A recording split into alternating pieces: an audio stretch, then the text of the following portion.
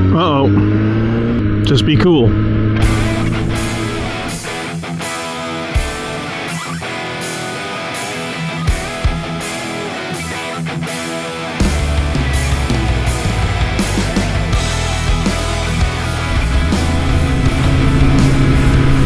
Well, the last one to make an appearance this year is the ZX-10, I guess. Which isn't horrible because, I mean, it is still May. Today's plan started out well. I was going to go get a couple things done before heading out for a ride. I was going to return a broken tool, get it exchanged. And then I was going to go deposit some money at the bank, get it out of my wallet. And then I quickly realized that I got away from home a little too late. And the plan to return the tool kind of went out the window. Then I arrived at the bank and realized that I don't even carry my bank card on me. I usually rely on my credit card and let Tracy handle the bank card. So then I end up in situations like this. It's annoying to not get any of this done, but at the same time, it's like, screw it, I'll leave earlier to go for this ride. I don't have a lot of time to play with anyway. Today is the last practice for our little girl's dance class. Last practice before her big show tomorrow on the big stage that she's looking forward to.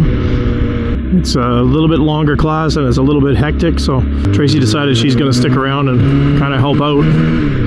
So I think they'll be switching costumes and everything. It's the dress rehearsal, right? And we've got family on the way. They're going to be in town for the night and checking out the show tomorrow too. So I'll try to get over a little scoop before they show up.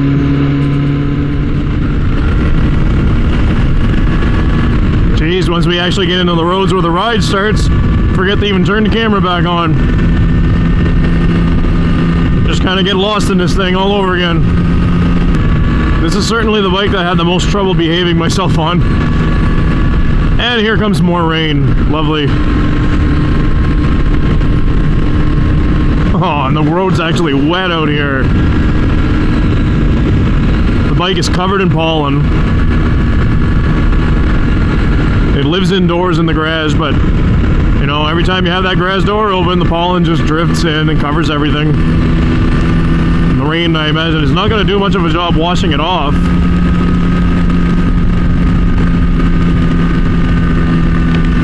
Oh, come on! This camera is not waterproof in this configuration.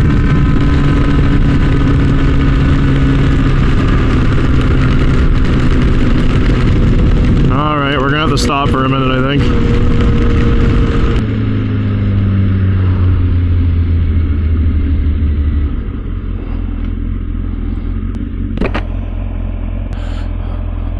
As the wind noise goes down, I'm sure the camera can pick up that I'm listening to the radio, and of course they start playing Taylor Swift.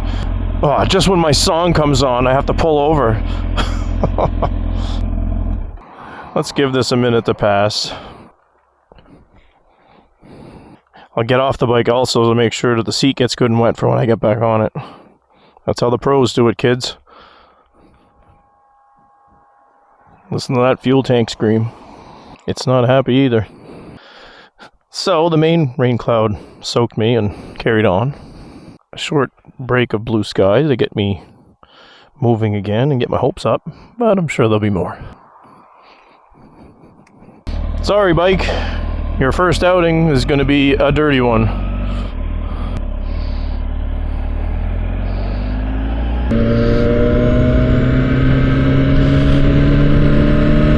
Now that there's zero heat in my tires and the roads are all wet, let's go do dumb stuff.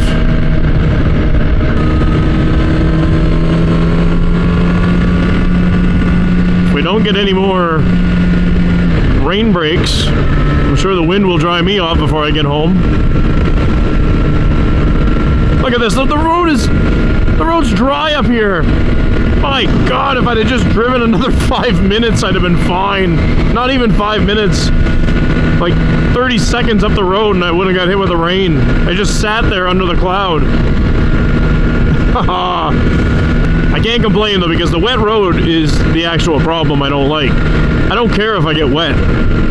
It just sucks to have to drive the bike over wet roads, getting it covered in crap. I actually thought I'd be able to get out for a ride and go home and not have to wash the bike. Bugs are at a minimum right now. That's probably out the window though. just goes to show how all the other bikes are treated. They've been out multiple times. They've all got a few kilometers put on them this year, but I still haven't used my pressure washer yet. So what does that tell you? Is this the favorite of the bunch? Does she get a bath after every outing? What is up with this road closed sign? 910 is closed to the north. I can't remember which one the 910 is. I'm assuming it's the road that intersects this one.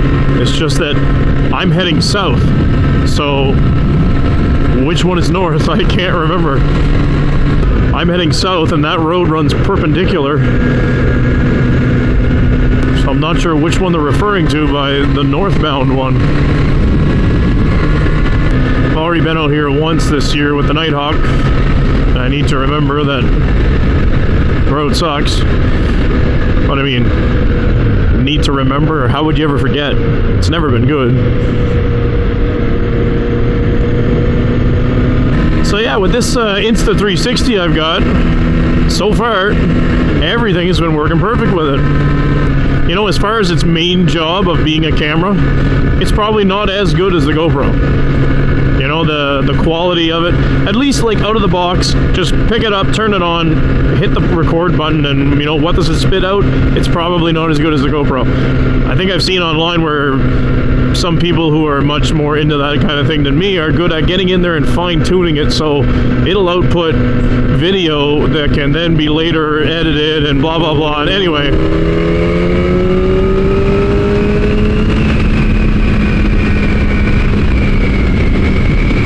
they say that it really rivals GoPro at that point. I'm just not that into it.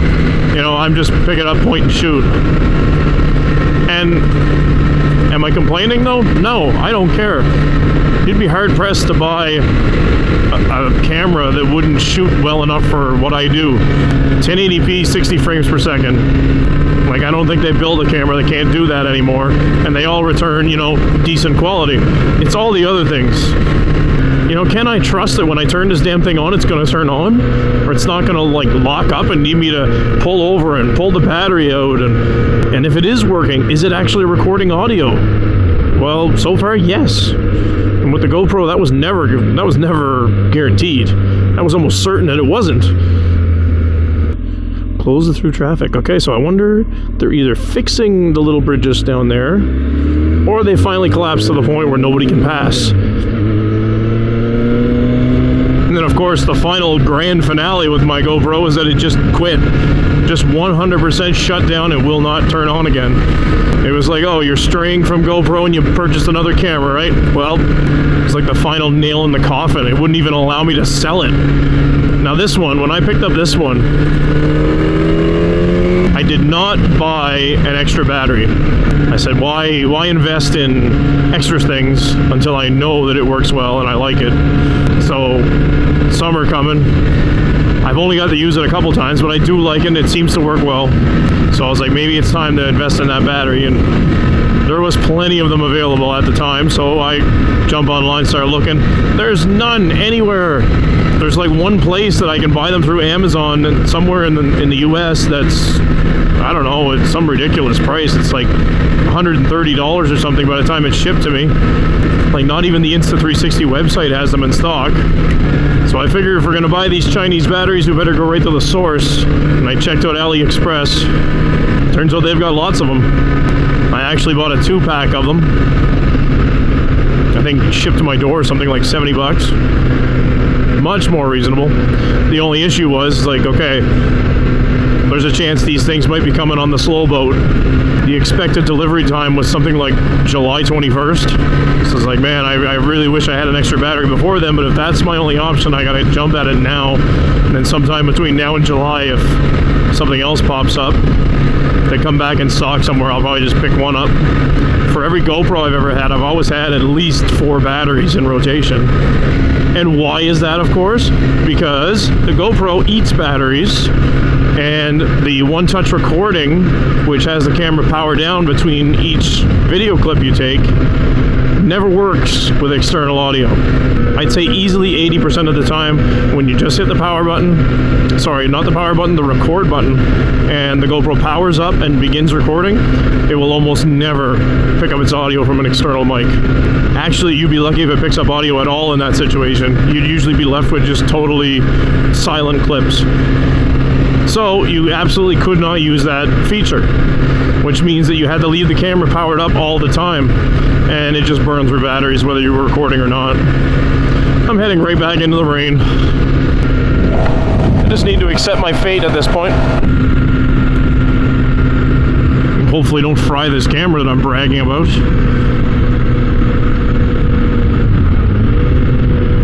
But anyway, yeah, this one-touch recording feature works fine on this one.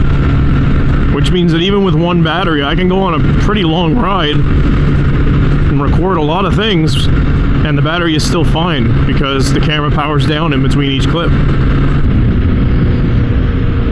Oh, she's gonna be so dirty.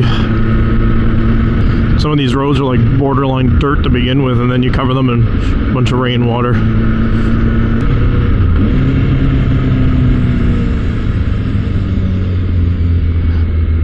At least I've got some fancy new tires on. They should handle rain just fine.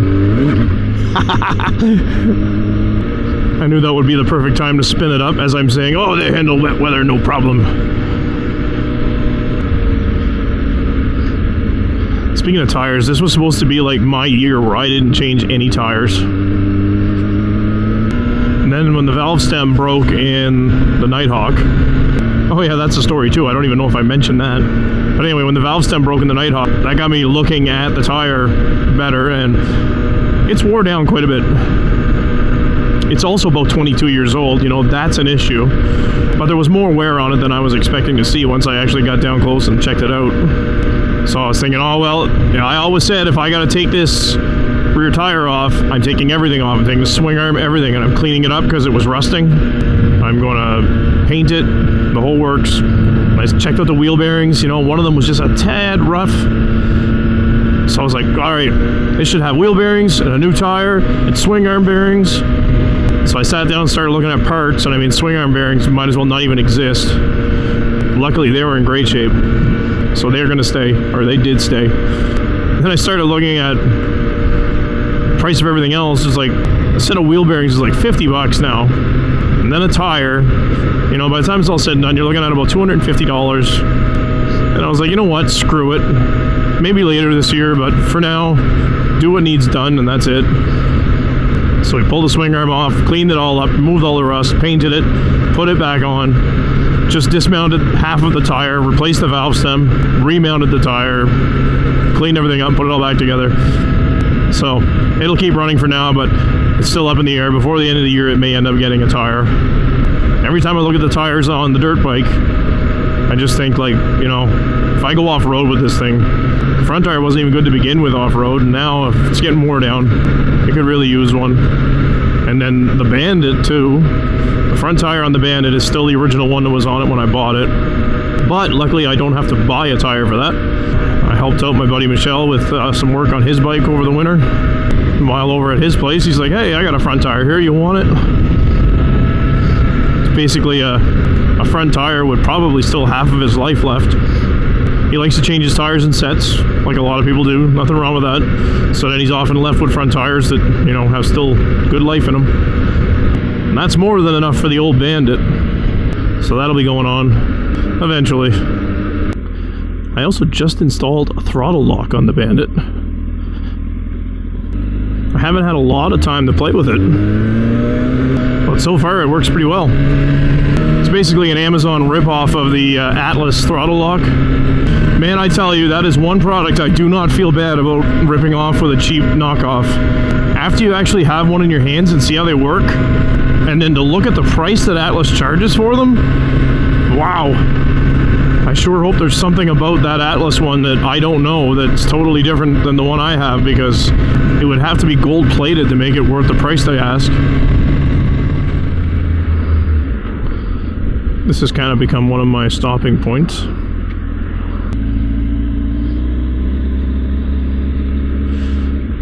pull in and check my messages here, see if my parents are about to show up.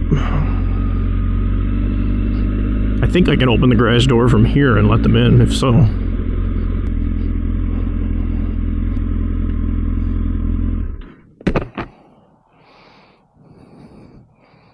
A lot of cool stuff here.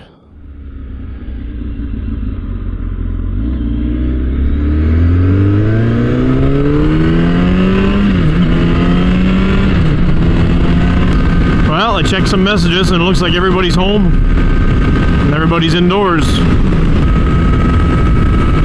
So we'll just see if we can make it home without getting too much wetter.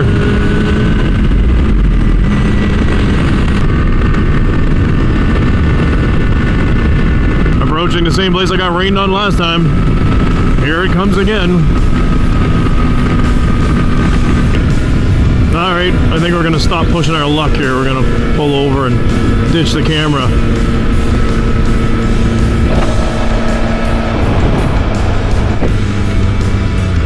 So that's it, folks. Show's over. If you're still watching at this point, find something better to do at your time. But if you can't do that, go ahead and subscribe to the channel. I'm gonna go home and dry out, clean the bike off.